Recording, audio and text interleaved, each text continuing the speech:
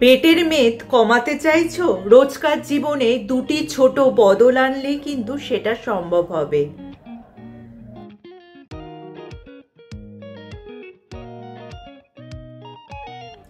Hello friends, welcome back to my channel. আমার সব বন্ধুরা কেমন আছো?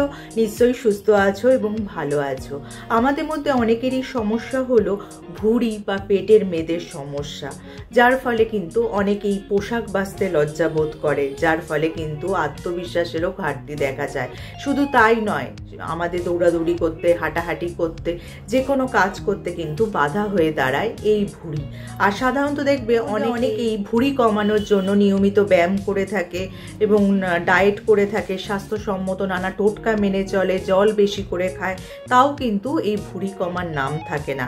আর ভুঁড়ি হলে কিন্তু আমাদের শরীরে নানা রোগ বাসা বাঁধতে পারে, যেমন ডায়াবেটিসের মতো রোগ, হৃদরোগ বা উচ্চ রক্তচাপের মতো সমস্যাও দেখা দেয়।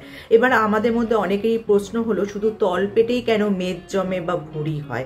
এর কারণ কি বা কিভাবে তা কমাবে, তার হদিশ রইল কিন্তু আজকের ভিডিওতে।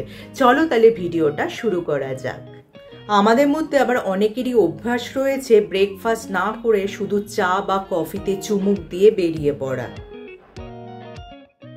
ওজন বেড়ে যাওয়ার নেপথ্যে অন্যতম কারণ হলো ব্রেকফাস্ট না করা। ব্রেকফাস্ট না করে কেবল ক্যাফিনযুক্ত পানীয় দিয়ে সকালটা শুরু করলে শরীরে কর্টিসল হরমোনের মাত্রা অনেকখানি বেড়ে যায়। এই কারণেই ভুঁড়ি বাড়ে। এই সমস্যা দূর করতে প্রোটিন সমৃদ্ধ খাবার খেতে হবে ব্রেকফাস্টে বেশি মাত্রায় প্রোটিন থাকলে শরীরে হরমোনের ভারসাম্য ঠিক থাকে এবং রক্তে শর্করার মাত্রা নিয়ন্ত্রণে থাকে। এর পাশাপাশি সারাদিনে ভুলভাল খাওয়ার ইচ্ছাও কমে যায়। যদি শুধুমাত্র প্রোটিন খেয়ে দেখো কিছুক্ষণের মধ্যেই ধকল হচ্ছে, তাহলে কিন্তু ব্রেকফাস্টে প্রোটিনের সঙ্গে অল্প পরিমাণে কার্বোহাইড্রেট যেমন ওটস, হোলগ্রেন, পাউরুটি খেতে পারো। আমাদের মধ্যে অনেকেরই অভ্যাস আছে দুপুরে আর রাতের খাওয়ার পর না হাঁটাহাঁটি করা। অনেকেই যারা অফিসে যায় তারা কিন্তু দুপুরে টিফিন করার পর মিটিং রুমে ঢুকে যায়, যার ফলে কিন্তু পেটের সমস্যা, গ্যাস, অ্যাসিডিটি, বদহজমের মতো সমস্যা দেখা দিতে পারে। আবার রক্তে শর্করার মাত্রাও বেড়ে যায়। তাই তোমরা চেষ্টা করবে দুপুরে আর রাতে যদি 10 থেকে 15 মিনিট হাঁটতে পারো, সেটা কিন্তু শরীরের জন্য খুবই ভালো হয়। আর রাতে খাওয়ার পর হালকা একটু গরম জল খেয়ে নেবে। আর দুপুরে খাওয়ার পর যদি একটু লেবু চা বা আদা চা খেতে পারো, সেটা কিন্তু শরীরের পক্ষে খুবই ভালো হবে। মেদ ঝরানোর জন্য আমরা তো অনেকেই নানা ধরনের কসরত করে থাকি। এই সামান্য বদল করে দেখতে পারো, তার পরিবর্তন কিন্তু তোমাদের নিজেদেরই চোখে পড়বে।